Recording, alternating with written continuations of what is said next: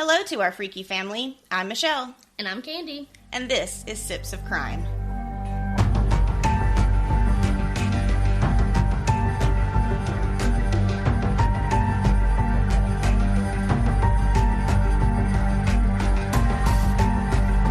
Welcome back, everybody. Hello! How was your week?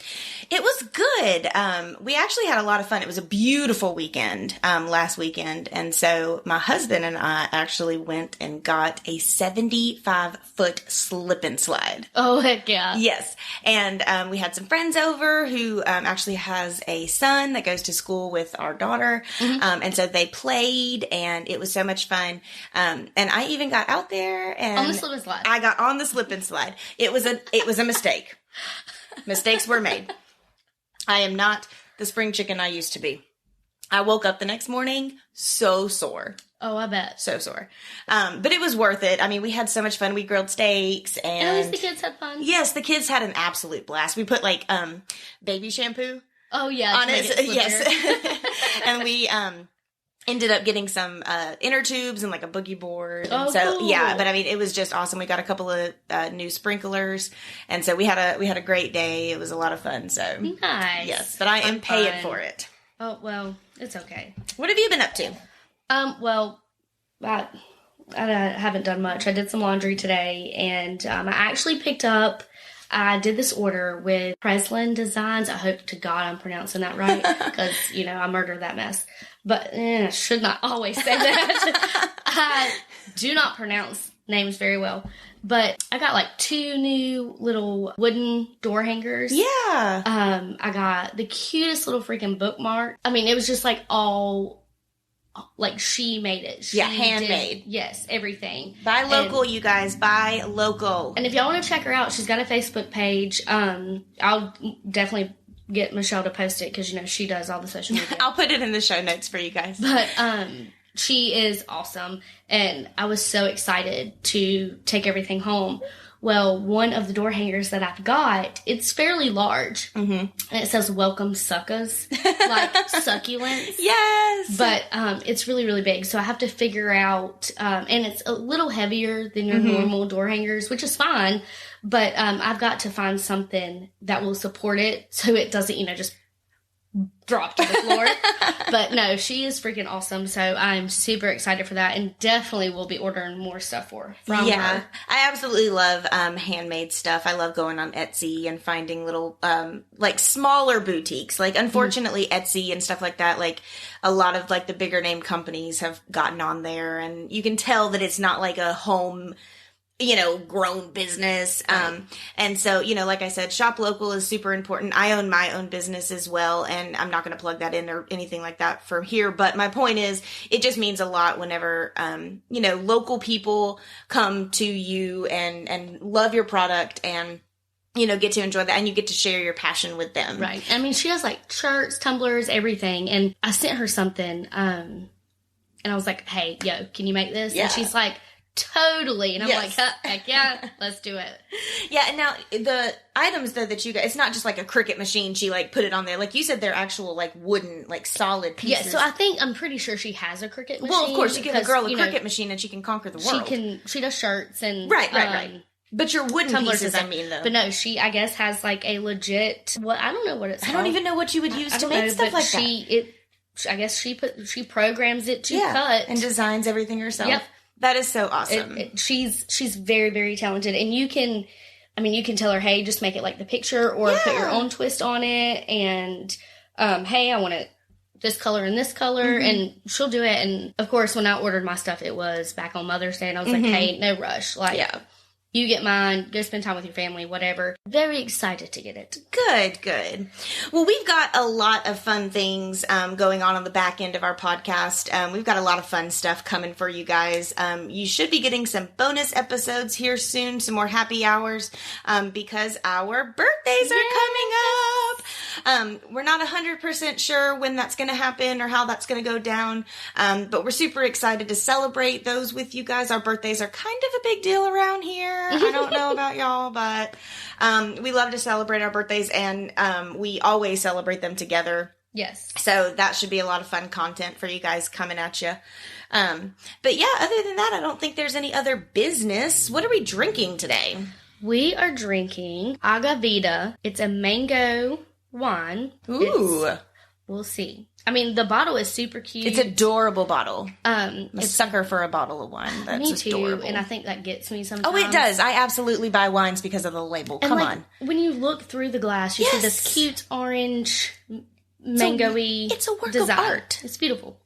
It's agave wine made from premium blue agave and infused with fruit flavors. Agavita is sweet, slightly effervescent wine made from premium blue agave and natural flavors, refreshing and delicious, best served chilled or over ice.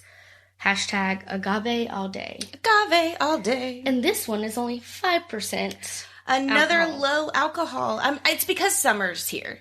It's because, like, we're outside, it's hot. True, I didn't think about and that. we've been gravitating towards, like, summery, fruity wines, and unfortunately those are a little lower in alcohol content. Which I guess it's not bad. Not bad. You can drink more. Yes. It's another bubbly one. Yes, yes. Cheers. Cheers. Well, it's not bad. It's not as dry as I thought. No. When I had originally smelled it, I kind of thought that it was going to be a little drier. No, I smelt it and... It's got a very naturally sweet flavor. It's not sugary. Mm-mm. No, it's like... And it's not that heavy, like, hurt your teeth sugar. That is very interesting. It's a little light, though. There's not a huge mango flavor by any means. No, and I was afraid it was going to be, like, overpowered. Yeah, because people can do that sometimes with their fruit wines. Terrible. Yeah. No, this one's actually really good. I'm really surprised. I wasn't expecting to like this one. And, like, now that I smell it and I've tasted it, it's good. Yeah. Again, that's another porch sipping wine. Mm-hmm. So you've got a very interesting case for us today. Do you know it? Well, I mean, I am not going to lie. Yes. So... I mean, we all think our kids are crazy. Mm-hmm. You know, like, our kids are crazy. Walls, full of energy. Absolutely all nuts. over the place, you know, whatever else your child may do. My child's nuts. Mine is too. Well, sometimes. Sometimes he's super sweet. Other times I'm Mine just is super sweet too, but she's also nuts. Yeah, sometimes I'm like, what the heck? Like, as soon as your feet hit the floor, I'm like, whoa, whoa, whoa. 100 miles an hour. What the heck? No, you ain't even ate nothing, drank nothing yet, and you acted like you done ate 6 bars of candy. So... I'm going to tell you of a story about a little girl named Mary Bell. Okay. She just might make you feel better about your own kids and make you think, maybe they're not so crazy. Oh, Lord. Are you ready? I am. Grab a glass. Grab a friend. Let's dive in. Mary Flora Bell was born in May of 1957 to an unwed, mentally unstable, and somewhat of herself a child at only the age of 17 when she gave birth by the woman named Betty Bell. Betty would later wed Mary's father, but marriage did not guarantee a stable home. Mary's father was frequently out at work and occasionally in trouble with the law. Well, Betty, she wasn't too great herself. She would frequently leave Mary with relatives or acquaintances, even a woman she met on the street, outside an abortion clinic. Perfect. Could you imagine, hey, hi, what's your name? Oh, yeah, great. Here's my kid. Just some rando. Like, hey, will you watch my kid? Can you watch my kid for a minute? Lord have mercy. So, no, neither one of her parents were fantastic. Mary's mother was said to be a prostitute and actually didn't know who Mary's father was, but believed it to be Billy Bell, which is the guy that she married. Mm-hmm. So, the Bell home, which was in Newcastle, England, it was filthy, it was lightly furnished. Individual accounts from family members suggest that Betty attempted to kill Mary and make her death look accidental more than once during the few years of Mary's life. What? More than once? More than once is what other family members had said. Oh, my Lord. Even on the day she was born and placed in Betty's arms, she shouted at the hospital staff, "Take the thing away from me." How do you call a baby that you just had a thing? Well, how do you call a baby that you didn't just give birth to a thing? I mean, it's a child. It's a baby. That's crazy. One incident in 1960, Betty dropped Mary from a first-floor window. On another occasion, she filled her full of sleeping pills. Oh, my God. How old is she at this point? 1960, and she was born in 1957, so 3. maybe close to 3. She gave her 3-year-old sleeping pills. Filled her with them, actually, was your description. Yep. Dropped her from a first floor window. And then one time sold her to a mentally unstable woman who couldn't have children. You sold your kid. Like, for money? It didn't even say. That is... Oh, my Lord. So... I could not imagine. Right. I don't understand how anybody... I mean, I'm sorry. I'm going to go on a bit of a tangent here, but I do not understand. Like, I understand if you don't want kids. That's fine. That's your prerogative. I'm certainly not going to tell you to have kids if you don't want them. No, by God, all means. No. Don't. If you don't want kids, please don't have them. I also completely understand the idea of postpartum depression. Women go through a lot during pregnancy and a lot during birth. I can completely understand that mental... instability. And that's a lot of things that people, that's a topic that not a lot of people talk about. No, it never gets talked about because it's like we're women. Be talked about a lot more. No, we're women. We're just supposed to, have a bunch of babies and then we best get back to work as soon as we possibly can. Not to mention we need to keep our figure good and we need to smile and look pretty. No. It's absolutely ridiculous. Your body goes through so much whenever you have a child, when you give birth. And you need to rest, not just physically, but mentally as well. And then you have the people that don't have great births. No, exactly. And mentally have to comprehend what the heck happened to them. Right. And then go mentally prepare yourself to be a mother, but all those hormones and everything. Raging. Right. Everything's just all happening at one time, and you're just expected to just handle it. Everything's good. Everything's right back to normal. Yeah, it's supposed to be... Absolutely not. It's supposed to be instincts, right? And you're never ever supposed to want to be away from your baby. Oh, good Lord. You're never blah, blah, blah, and... No, the time away from my child is something that keeps me mentally sane and keeps me mentally stable. Now, don't get me wrong. I miss my child as soon as they leave. Yes. And even at work, I'll look at pictures and stuff of him. I love my child. And you almost have to force yourself to enjoy the time that you're... Yes. I feel terrible. Mm-hmm. But I know he's fine. Right. I know he's having a good time. I know he needs a mental break from me. Oh, physically and mentally. I've got to tell you. So my mother-in-law, God bless her soul, she is very, very active in my daughter's life. And seriously, since infancy, she has kept her just about every single Friday night. Mm-hmm. Right? Well, my daughter is now 7. She's getting a little bit of an attitude. Wonder where she got that from. No. Oh. But we were in an argument or something on Thursday. Mm-hmm. We had had a rough week or whatever, and she was mad at me. She was sick and tired of me. And she looked me square in the face and she said, "Don't I go to Nana's tomorrow?" And I said, "Yes, you do." And she said, "Good." I'm joking on my wine. I'm sorry, but my child needs a break from me too. And that's okay. You should be taking those breaks. But if you are living a lifestyle that is not healthy for you or your mental status, and seeing your child doesn't make you want to be a better person, I don't understand that at all in the least. No, I don't understand that. How can you look at your baby and think, "Oh, I'm going to throw it down a flight of steps. I'm going to give my 3-year-old sleeping pills. I'm going to sell my child"? No, I don't agree with any of that. I do agree that postpartum is a real thing. Absolutely. I don't think throwing my baby off a first floor balcony is postpartum depression. No, it is not. I think that's you being a piece of shit. It's you being a piece of shit. Absolutely.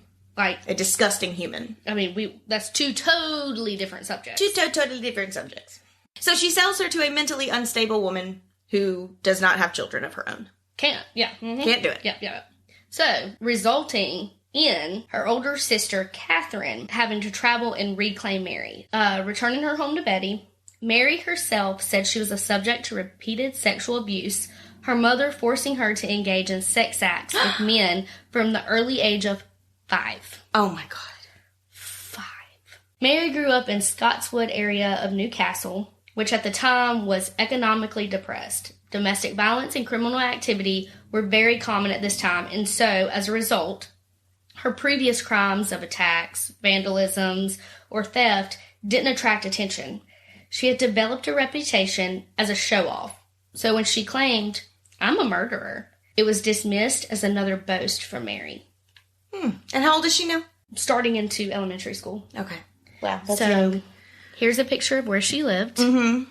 Here's a picture of Miss Mary Bell as a elementary kid. I'm sorry, that is a creepy photo. It is. Just the smile kills me. Yeah, that is not a smile. That is a smirk. Yeah, that is a smirk. I dare you. At school, Mary became known as a chronic liar and a disruptive child. On occasion, she voiced her desire to hurt people.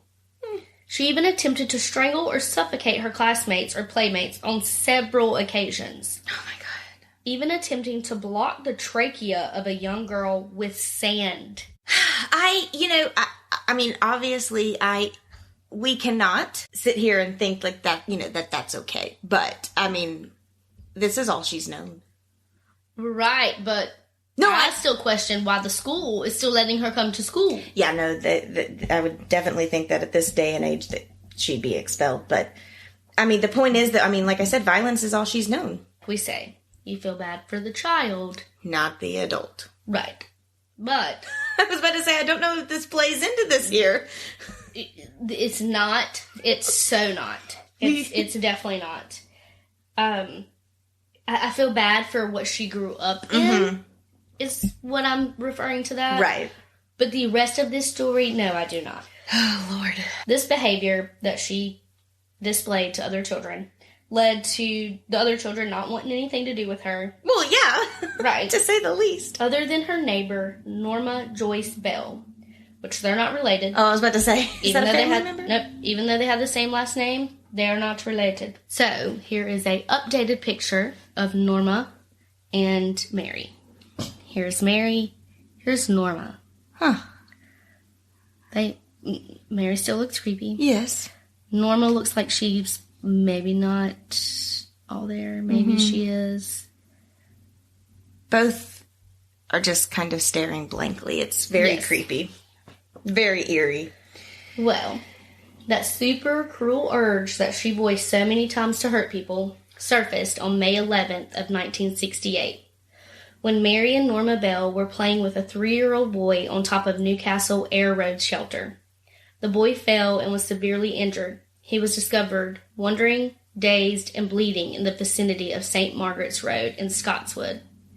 The child later informed the police that he had been playing with Mary and Norma, and one of them had pushed him. He was unsure of which one. Unfortunately, the incident was written off as an accident. Oh, poor baby. The very next day, on May 12th, the mothers of 3 girls informed the police that Mary and Norma had attacked and attempted to strangle their children.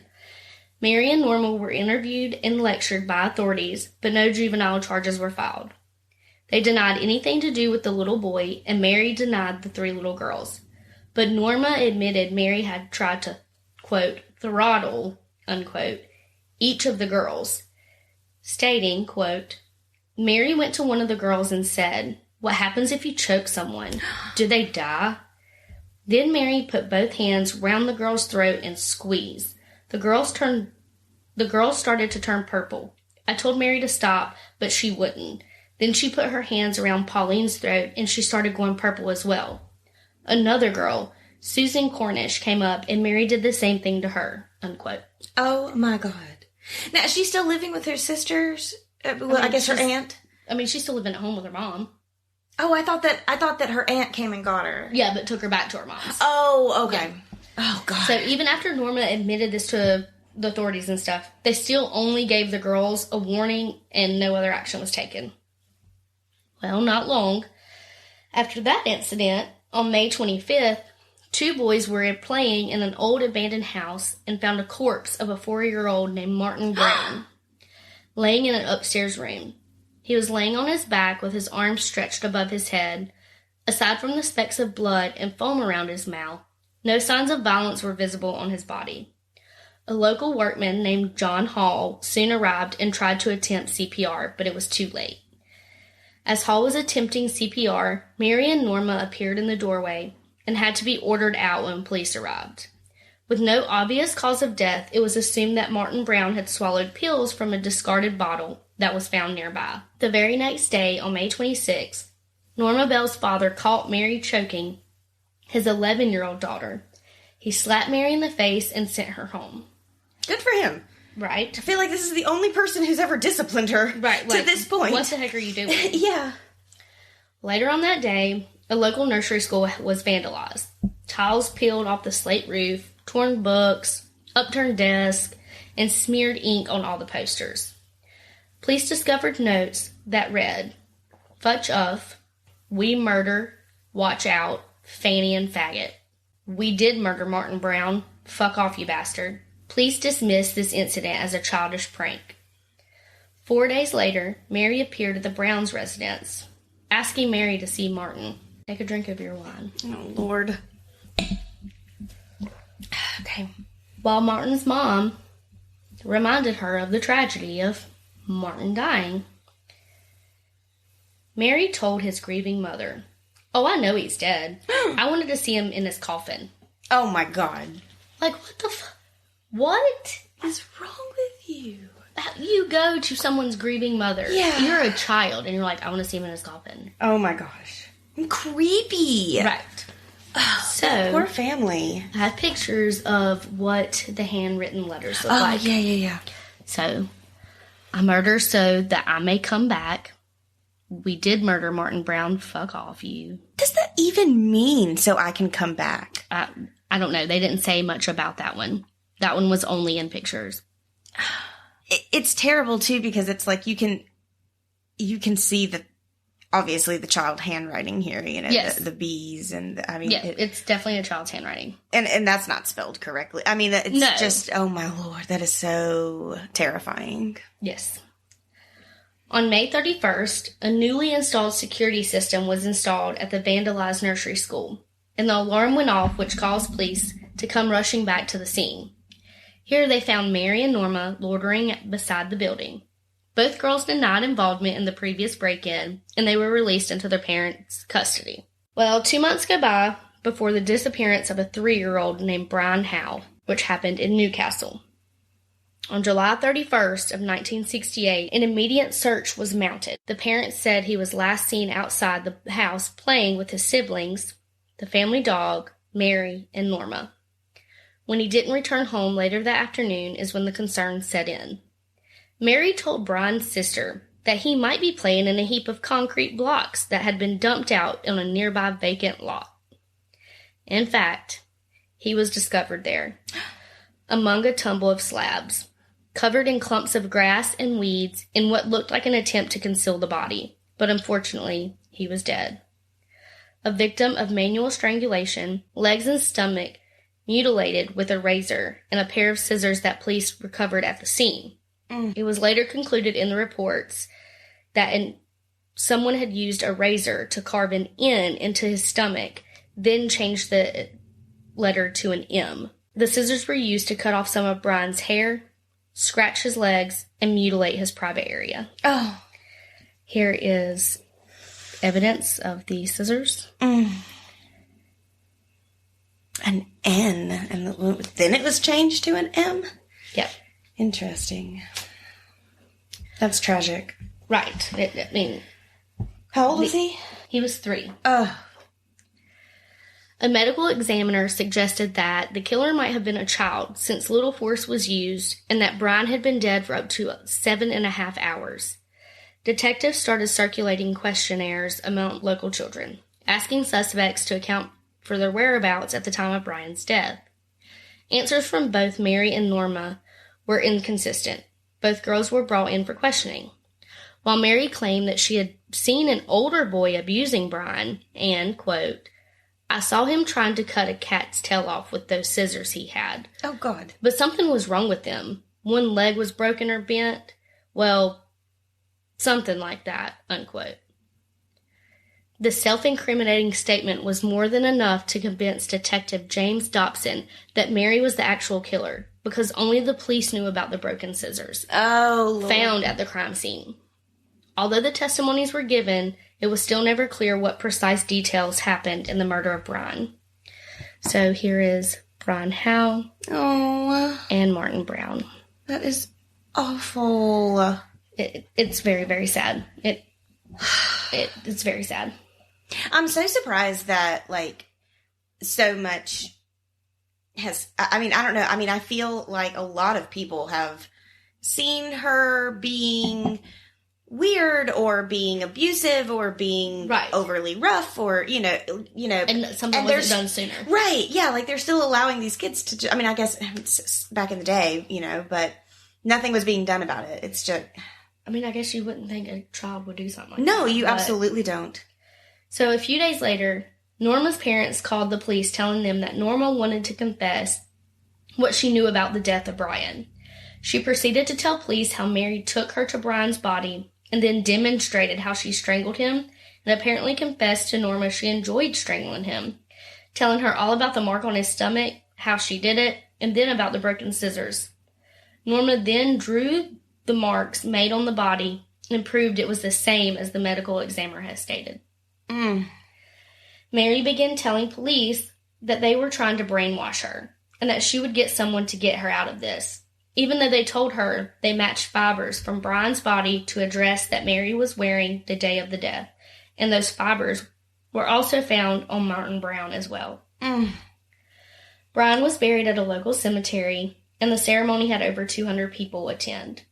Detective Dobson was there and was planning on arresting both girls later that day. As Brian's coffin was being carried out from the home, there stood Mary, laughing.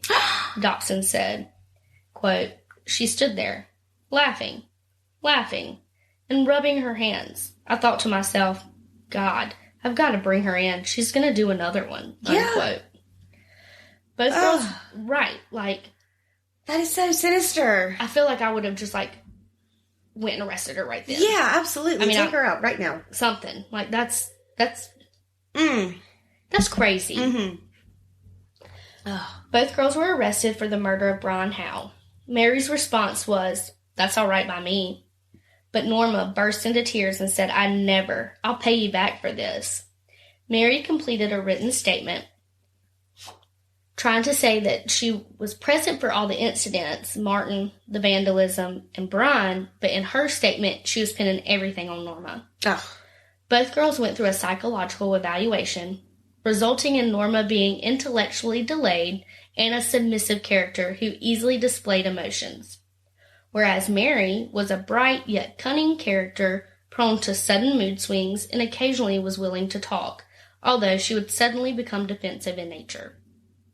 Neither one of those are diagnosis of anything. That's a character analysis. Mm-hmm. Are you trying to tell me that the psychological evaluations didn't turn up any? That's all they said. Disorders. That's all they said. Oh, gosh.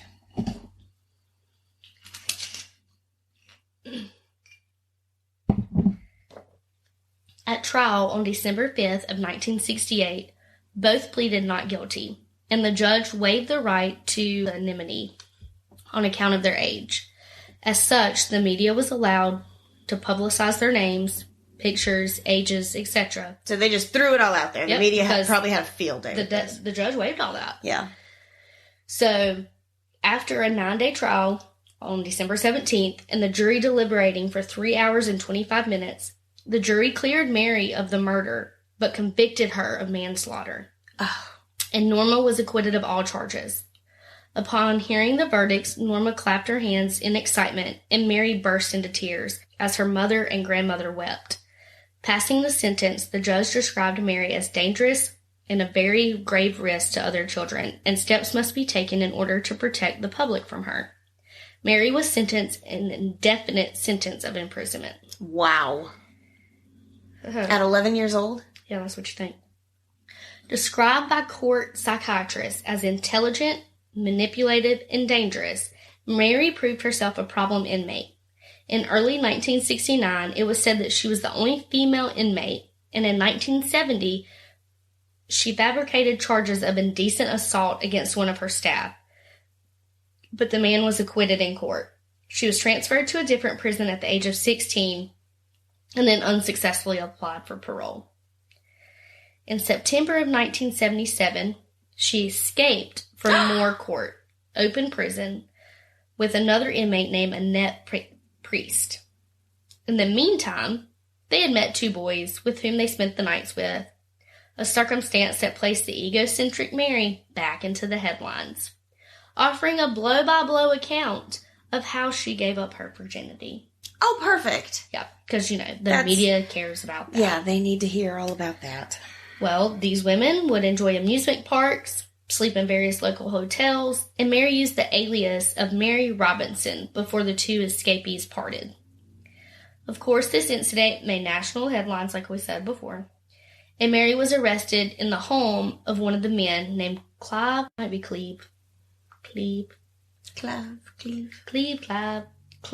Shirtcliffe. Annette was also arrested a few days later and returned to prison. So the penalty for Mary escaping was a loss of privileges in prison for 28 days. Oh, that's it? Yeah, that's it. What privileges do you have in prison to lose? For 28 days. Okay. If you want to escape, you're only, back then, I guess. Yeah. You were only going to get your privileges taken away for 28 days. Lord have mercy. Almost 2 years later, in June of 1979, the Home Office announced their decision to transfer Mary to HM Prison, an open category prison, in efforts to prepare her for her eventual release into society. I thought that she was indefinite. That's what I thought too, so I don't know. Good behavior, I don't freaking know. Which apparently was planned for the following year. During this time, she worked as a secretary and as a waitress in a local cafe, of course under supervision. Oh. Mary was released from HM Prison in May of 1980 at the age of 23. Oh, Lord. Having served almost 11 and a half years in custody, she was granted to stay anonymous, including a new name. This allowed her to start a new life elsewhere in the country under her assumed identity. A spokesman stated upon Mary's release that she wished to be given a chance to a normal life and to be left alone. I don't feel like you deserve that. You don't deserve that. And, I mean, you got indefinite. Yeah, you were given an indefinite sentence that they didn't uphold. And, I mean, it literally just goes to show that you escaped from prison, you got privileges taken away for 28 days. I mean, it's just a constant reiteration that she can break the rules, she can do what she wants, and there are really no actual repercussions. Like, the Fritzl case. Yeah. Remember where they're from. Mm-hmm. Charges are dropped or expunged after X amount of years. And that's why they didn't have him raping that girl when he was younger. It's just insane to think, and the thing is, 23? Yeah, she was 23. Is still so young and immature. Yeah. And I mean, I know that you feel like an adult and you want to be, but after spending the majority of your adolescence in prison, you can't possibly, I can't. Yeah, I don't agree with it. But 4 years after her release, Mary gave birth to her daughter on May 25th of 1984. And this would prove to be her only child. Her daughter knew nothing of her mother's past until 1998, when reporters discovered Mary's then current location in a resort town on the coast, where they had both been living for the past 18 months. The media forced Mary and her 14-year-old daughter to leave their home and be driven to a safe house by undercover officers. Both of them later relocated to another part of the United Kingdom. Mary's daughter, and now granddaughter, as of 2009, have been granted the right to remain anonymous for an extended life, or for the extension of their life, and her granddaughter. Mary's daughter actually only had it till she was 18 until they went to court and fought it to have it extended. In 1998, Mary collaborated with an author and wrote a book of her life before and after the crimes called Cries Unheard, The Story of Mary Bell. This book tells of her life and what she went through, interviews from family and friends and others during her entire life, and Mary's current whereabouts are unknown and remain protected. Wow. Here is a copy of the front of the book. Why children kill. Not just child, but why children kill. Okay. So, I might check it out. Mm-hmm. It's so crazy to me, though, because, I mean, to some extent, I do, I guess, understand. She's not the first child to do something horrific. No. And actually go on to live a good life, was rehabilitated. She's not the first, child to do something horrific and then literally never do anything else bad again, but I just also, I mean, it's a double-edged sword, though. How do you know that? How do you know that she's safe for release? How do you know that she's psychologically ready? And she's not going to go kill again. Exactly. I don't know. I don't get that part either. That is insanity. What a crazy case. I've never heard that before.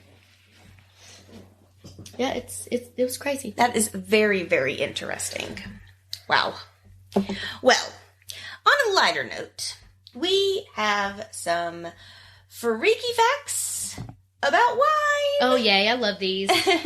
Our first freaky fact is that there is something called I'm not going to pronounce this correctly, Hammurabi? I don't know. Hammurabi's Code. It was back from the 1800 BC, and it was a law about wine, and it stated that fraudulent wine sellers had to be punished by drowning in a river. You cannot sell fraudulent wine. Okay. So, there you go. 2 new studies have shown that polyphenols in wine and chocolate increase blood flow and oxygen to the brain, boosting cognitive ability. Now, I'm not really sure exactly how that works because I definitely become less cognitive the more that I drink. Well, maybe that's because you're only supposed to have 1 or 2. Maybe. Not... The effect gets even more beneficial as you age. So cheers to us.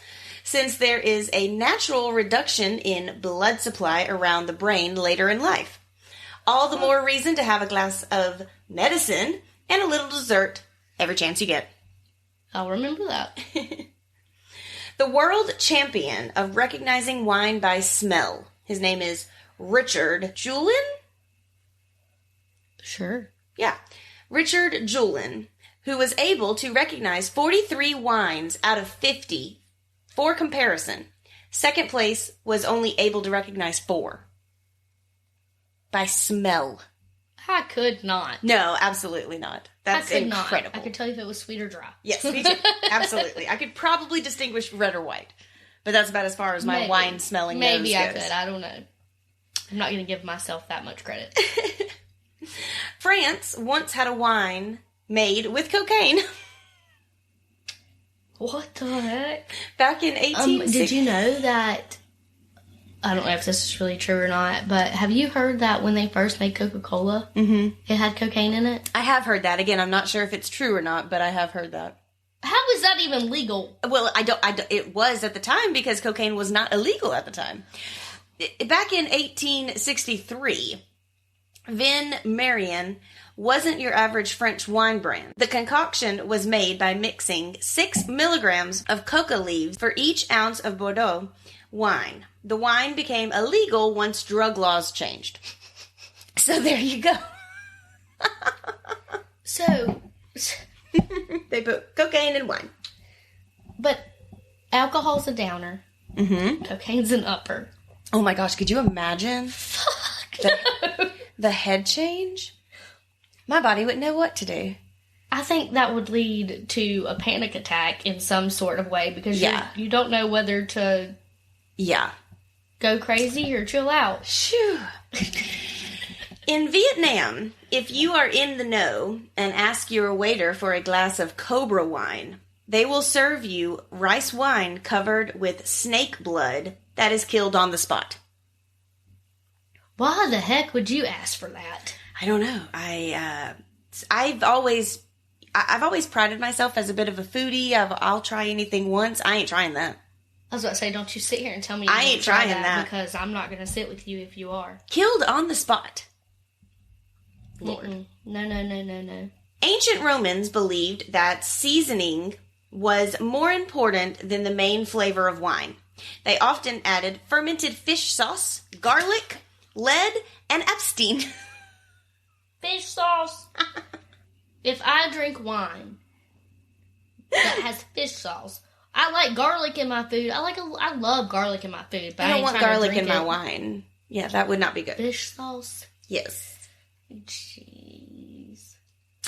Bubbles in wine have been observed since ancient Greece and were attributed to the phase of the moon or to evil spirits. We've just had 2 bottles that have bubbles. Very bubbly wine. Hopefully the spirits will sage and sage the new pod lab. In Japan, there is a spa where you can swim in tea, coffee, and wine. I'm going to ask my Aunt May about it. We should go there. The world's oldest bottle is, like, really old. Specifically, it dates back to 325 AD and is on display at a museum in Germany. It is 1,700 years old. That can't be good no more. No, you don't want to drink that. You need to drink 7 glasses of orange juice or 20 glasses of apple juice in order to get the same amount of antioxidants that you get from wine. If I drink that much apple juice, I'm going to diarrhea all over the place. You probably never leave the bathroom. And if I drink that much orange juice, I'm going to have so much heartburn. Heartburn, yeah. I'm going to be laying on the floor acting like I'm dying. That would be bad. So that's just a lose-lose right there. And last but not least, in ancient Greece, the host of dinner would take the first sip of wine to ensure that the wine served to the guest wasn't poisoned. The act of courtesy was where the phrase, drinking to one's health, originated. Cheers, guys! So, if you go to Greece and they drink the wine and they fall out, don't drink it. Don't drink it.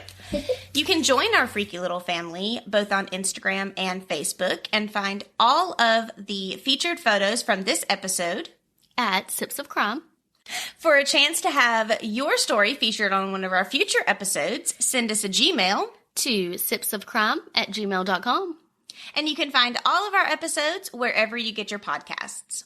If you're listening on Apple Podcasts, we would really appreciate you giving us a 5-star review because it really helps other people find our podcasts and our episodes. Thanks for listening. Stay alive.